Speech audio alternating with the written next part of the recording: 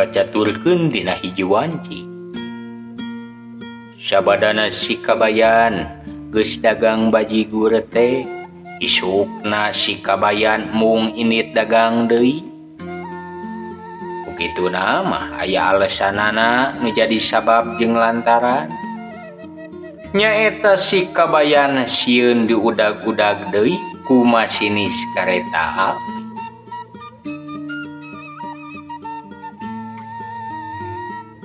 Nempo kana eta kaayaan, harita si Abah kok ngomong ka si kabayan, "Ieu kabayan, ilaing waktu dah wajar diudag-udag gumai sini kareta api ge. Ditanya siapa balik-balik gede kumai sini sekali ger ngajawab ayah bajigur. Nah kumah pola pikir ilaing kabayan." Cek si Abah harita kukulutus kasih kabayan. Pok baik si kabayan ge ngajawab, "Leuh ayah Abah, kuring mah ngajawab depan bener." Ditanya, "Aya naon mang? Pan kuring dagang bajigur bah." Nya wajar kuring ngajawab, dayana naon kan? Kandun bajigur jeung kulup uing. Dasalana di mana ai uing? Ujung-ujung diudag mawa popongkol segala rupa bah. Picilakaeun teh. Ya heueuh aduh. Pan ilaing teh ditanya teh lain ditanya bajigurna eta ditanya alatan ngebut-ngebut lawon beureum. Cek si Abah harita ngajelaskeun ka si kabayan. Tapi weuleh si kabayan teh batan ngarti kalah kapatorong-torong.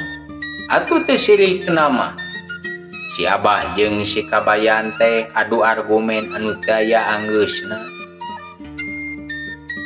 Ai Abah, kuring mah ngebut-ngebut lawan beureum teh teu salah. Ku sababah seuh? Eta atuh masinis kareta api nu sakitu gedena eleh ku lawan beureum aing jeung eureun sagala. Borokok lain masalah eleh ai lain. Eta de nah aya naon gitu bisi eta de sinya ngabejaan aya naon nu kudu eureun. Ieu mah kalah kanyangka kareta api eleh ku lawan beureum ilaing mah. Atuh lamun dek nanya ulah bari eureun atuh bari maju we Abah. Pan jadi uing deh pugu ngajawabna deh. Kumaha ilaing kabayan dewek walieun deuleu. Ayeuna mah kieu we. Ari ilaing ayeuna tulusna edek gawe kana naon kabayan. Pananya si Abah ka si kabayan. Ya uing mah gana naon we. Ya pida beleunana. Da uing mah jadi direktur oke. Mah nolak Abah. Uing mah abang birit tara nolak pigaweun. Cek si kabayan bari pedenak. Samaruk manehanana jadi direktur teh babari. Eleuh ya. Nah jauh hayang jadi direktur. Ilaing mah jadi obe ge biheung ka Pak teh kabayan. Canggilang loba heesna.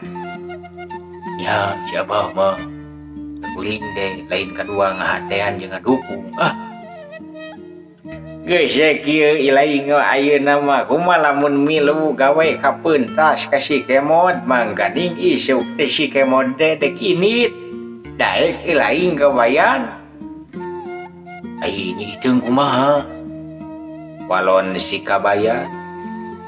Ya nyiteung mah ulah dibabawa pan ilaing do dek gawe na ge. Nya mangsa teh ini itu di rumah.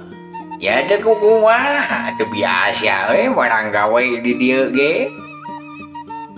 Ya atuh telanggung Abah kuring mah mun jeung Abah miang-miang daripada di dieu ge di pamelan wae ku Abah. Abah ilaing babadahan ku dewek. Sentak si Abah. Janis, hamek bah.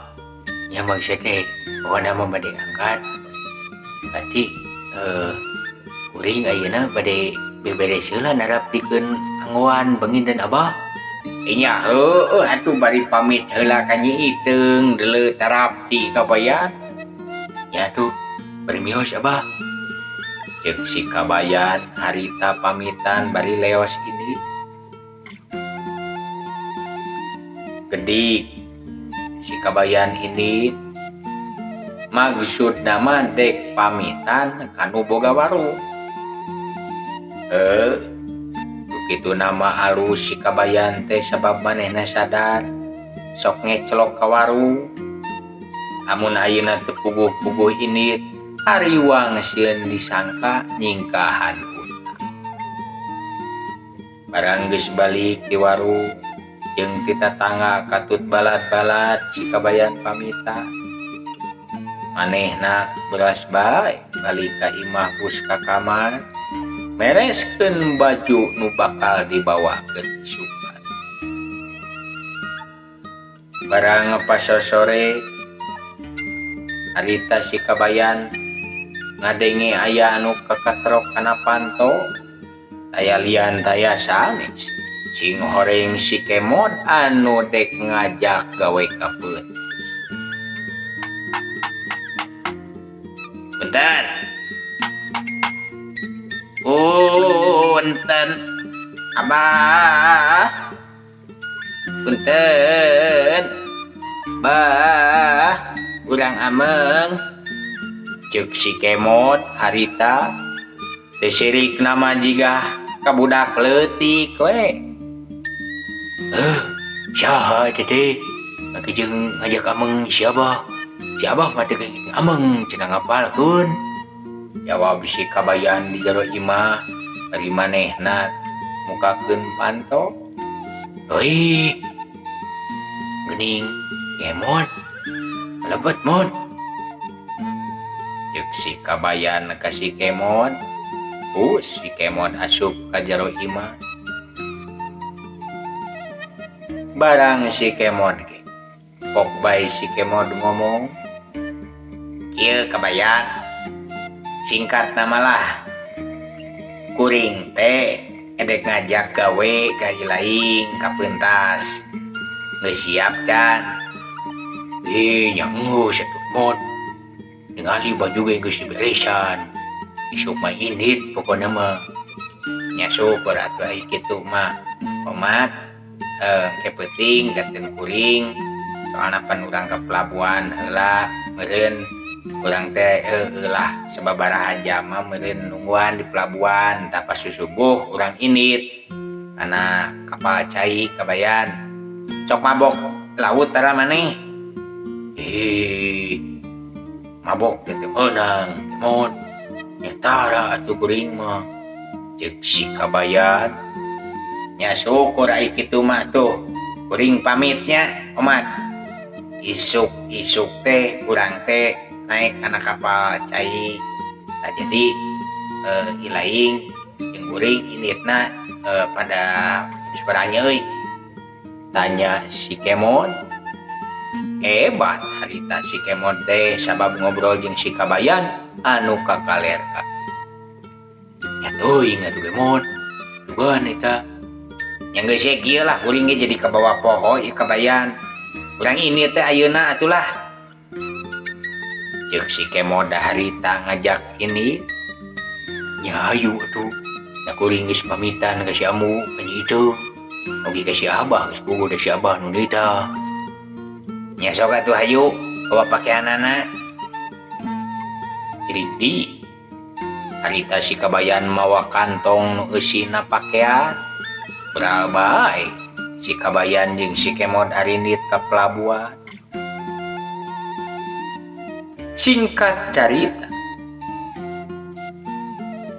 dina wanci kasubuhnakeun si kabayan jeung si Kemod teh naek kana kapal cai si kabayan harita jalma anu kakara naek kana kapal cai atuh olohok kacida ngarasa heran jeung elok yen eta beusi nu sakitu gedena bisa ngambang di luhur cai. Si kabayan kurulang kuriling dina kapal cai nu sakitu gedena. Teu sirikna dikurilingan sababaraha bale. Batang si kabayan keur kukurilingan. Harita aya aki-aki menta tulung. Tulung, itu koper kami murah, tulung, iya warga-warga di dia, aduh, tulung, itu kumaha berkas penting. Cek aki-aki bari tutunjuk curugna ka cai laut. Sing horeng, eta aki-aki teh saudagar kaya, nu boga perusahaan teu kawilang lobana.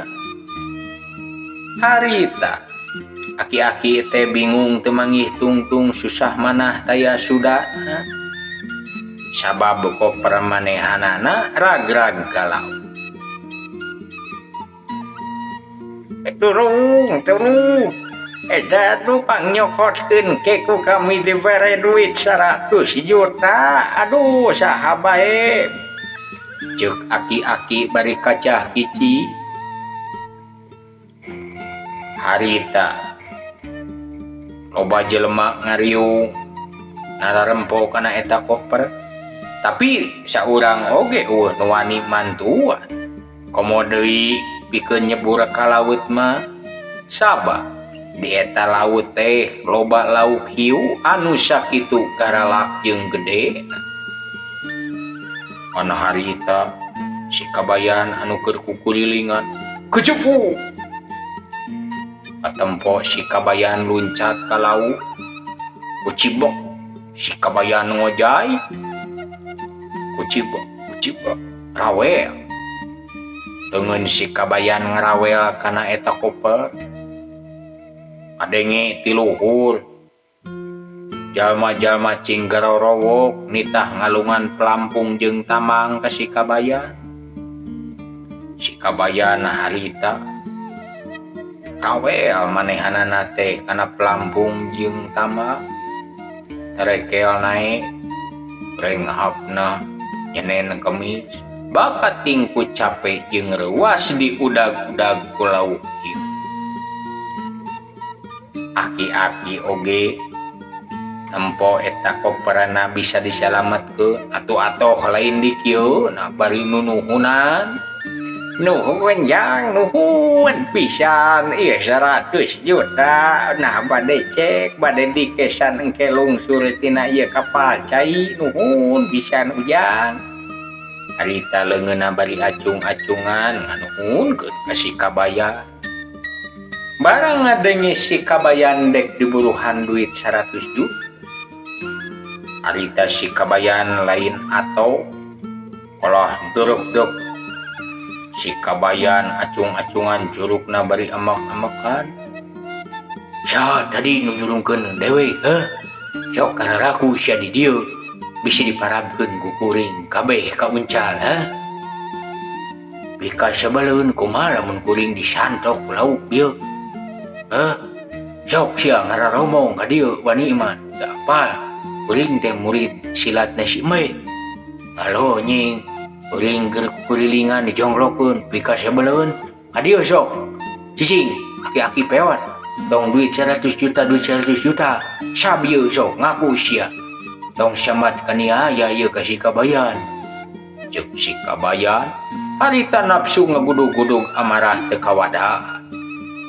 Atuh dek diburuhan duit 100 juta ge teu dipalir. Si kabayan keukeuh neangan jalma nu ngajongklokeunana.